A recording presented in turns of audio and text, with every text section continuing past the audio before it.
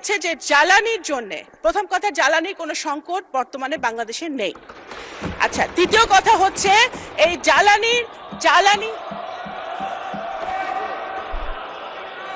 মাননীয় speaker, Honorable members, may I humbly request all of you, honorable members, please, জি মাননীয় প্রতিমন্ত্রী আপনি আপনার বক্তব্য অব্যাহত রাখুন, আপনার বক্তব্য আচ্ছা। অব্যাহত রাখুন। মাননীয় স্পিকার, জ্বালানির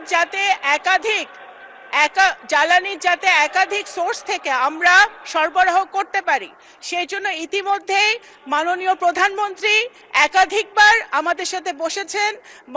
জ্বালানি মন্ত্রণালয়, পররাষ্ট্র মন্ত্রণালয়, বিভিন্ন সংশ্লিষ্ট মন্ত্রণালয়ের সাথে উনি বসেছেন।